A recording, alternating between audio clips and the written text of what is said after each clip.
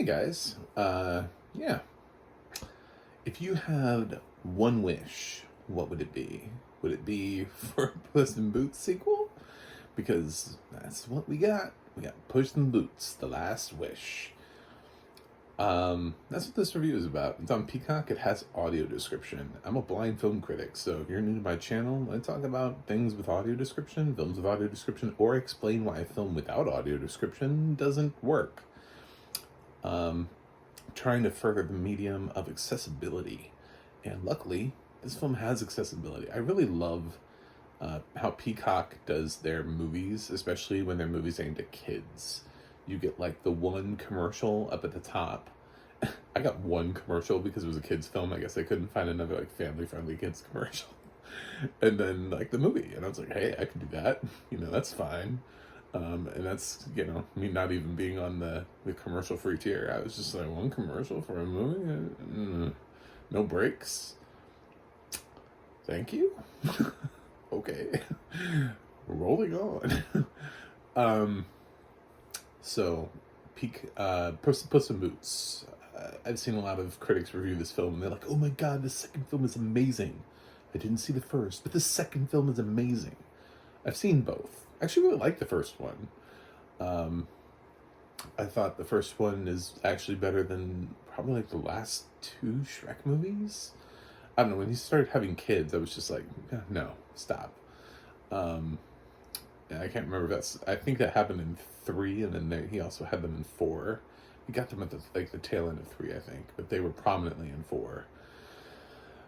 Anyway, the Shrek children were the death of that franchise, but I like Puss in Boots. A lot of people who say like, I don't even know if any of the characters from that film were brought over. Well, yeah, actually Selma Hayek's character came back. They kept her. She's in here, but she still has a history with our beloved Puss, and of course, Salma Hayek has a history with Antonio Banderas. For anybody who's ever seen El Mariachi, the Desperado, that whole series, Once Upon a Time in Mexico, these two have shared the screen before, and I think that's what kind of makes their casting so interesting as voiceover artists for these two roles. And they're great. Antonio Banderas has always been great in Puss in Boots. I remember when they added him in the sequel. He's like one of the best things. Like when you talk about sequels and you're like, oh, well, sequels are stupid. I was having that conversation with some of my students, and because they were like, sequels are dumb. And I was like, yeah, but without sequels, we wouldn't have Jessie. And immediately, like, that shuts everything down because everybody knows Jessie. It's like Toy Story 2. And you're like, oh, God, you're right. Oh. And then, like, everybody just starts talking about how great Toy Story 2 is. It's true. I mean, there's some of these sequels that actually are legitimately good. And Shrek 2, which brings in Puss in Boots, actually was a good sequel.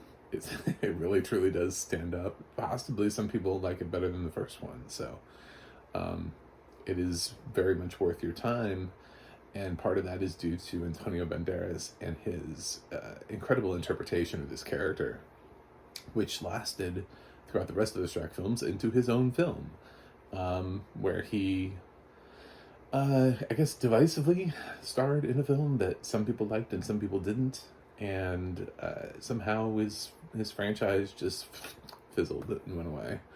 But then again, a lot of DreamWorks things, and that was with the transition. Universal was picking up Illumination, and they had DreamWorks, and they didn't really need 2 animation houses. And they're trying to figure out, what do we do with this? What do we do with these brands?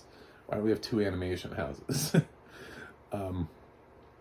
They did, they wrapped up like the How to Train Your Dragon, but we've been waiting forever for like another Kung Fu Panda.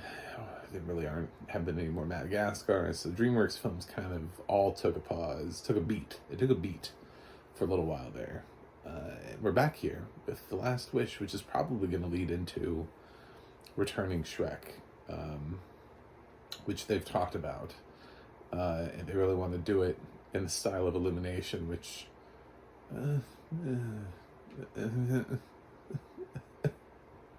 I guess. I mean, I can't see anymore, so do I really care what style it is as long as the movie is good?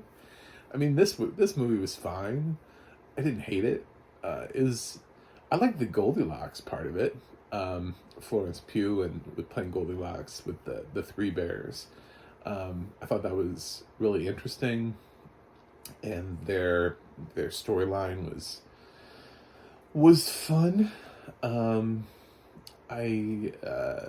The wolf tracking Puss in Boots, it could have been, it didn't really matter to me. It was just like anything. It's just like a placeholder for any character.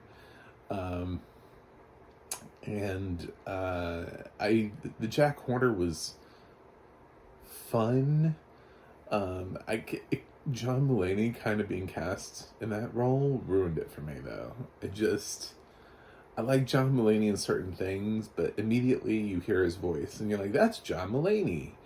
And you're like, oh, and then so like certain things just kind of become, they feel like John Mulaney jokes and not really like written for the film. Something happens to him in the film, and I remember the line where he goes, I mean, like, what specifically did I do to deserve this? And I'm like, that feels like John Mulaney just riffed that in a box, and they were like, oh, we'll use that. So yeah, it's I didn't quite love that, and this new character that they've added to Team Friendship,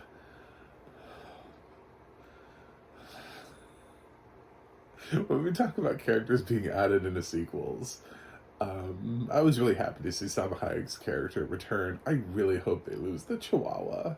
I mean, parts of him are funny and cute, and he worked for this film. I'm a little concerned about his permanence in this universe. I do not need more of him. I do not need more of that character. It was like, okay, so he was here, he did his thing. Please don't bring him back for another Puss in Boots movie or try to merge him into the Shrek universe. Yeah, that's so this is a little bit of a mixed bag for me. I liked it, but I actually don't think I liked it as much as the original. I liked the original just fine. I've seen it a couple times. I'm that one person who didn't feel like there was anything wrong with the original. One person who's like, what are you guys talking about? This movie's great. And everybody's like, it's marginal. So there's my viewpoint on it. I didn't really feel like we exploded past it. There's some cute stuff that happens in here. The cat lady, Puss, having to, sort of lie there for a while. Little gimmicks and little gags and stuff that keep this film interesting. But overall, when I put Jack Horner up against Humpty Dumpty, I choose Humpty Dumpty. I think he's a better villain. So, anywho, I know you guys probably thought you were coming here for a Puss in Boots: The Last Wish revelation that was going to be like, this is actually the best animated film of the year. If you like it, you like it. Great. I know far too many people who haven't seen the first one, and they think this film is great. And it's like, if this is your introduction to Puss in Boots, I could see why you would like that, because if you haven't really been following what Antonio Banderas and Salma Hayek were doing in the first film, their dynamic here is exceptional. It just also was in the first film, so the audio description was really fun and interwoven, and it's light and airy for children. It's not like overdone. It's not meant to be sort of it feels like it's done by one of those voices that knows that they're doing a film that's aimed primarily at like families with kids, and that there might be a whole lot of like blind kids in the audience. So we've got that voice that's ready to kind of talk to kids, and that's just really easy, I think, for kids to take. So I think that's really nice. It doesn't bother me, like it's not grating. It's just you can tell when somebody makes the effort to cast a voice talent that is, like, hey kids, it's story time. Like, and to weave through that as far as character descriptions go, I think it does a really good job of sort of highlighting some of the moments in the movie where a lot of nonverbal things happen. Oh my god, my English just died there. And with Puss in Boots, there's a scene where like his hair stands on end, right? And we get that in the audio description. That's definitely not something that we would have gotten without audio description.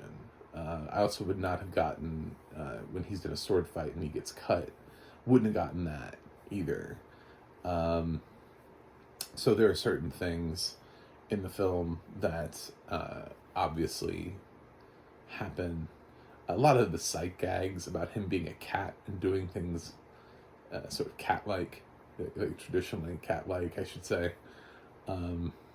are missed without audio description. He does a lot of things in this cat lady's house. Like, all the other cats seem to just be normal, which I thought actually was going to turn into something else. I thought it was going to turn like a street fight where he was going to get in there and like all the other cats were going to be like, I don't know, like gang members or something, and like threaten his life. But they went the complete opposite way of it, where all the other cats just can't be bothered, and they're just like normal cats, and they're like, yeah, we like being here with this cat lady who feeds us, and we're totally okay with this, and they just like leave them alone. And it's like, they don't even talk, not even talking cats, just whatever. But Puss still keeps up his sort of human characteristics, and like he's trying to use the toilet instead of the letterbox, and she's so if you don't there's no like dialogue like, I'm gonna use the toilet. So you miss the gag if you don't have audio description. So definitely this is a film that needed audio description. If you're sitting there and you're thinking to yourself, should I or shouldn't I watch it? You should watch it with audio description if you're blind or visually impaired. Like I said, lots of little sight gags. This film lives in that world. The film will be a lot less funny if you, for some reason, were watching this without audio description. Anyway, that's my review of Puss in Boots: The Last Wish. I saw better animation in 2022, and I like the first film better. So I would like to be honest where my biases come from, and I'm including the fact that I saw the first film. There are other critics who didn't see the first film. I don't know why. I don't.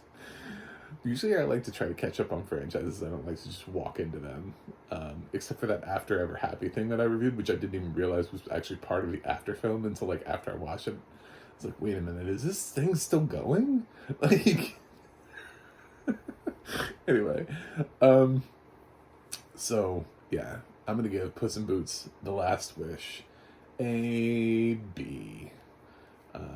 It's about where it is for me. I feel like based on the animation that I saw last year.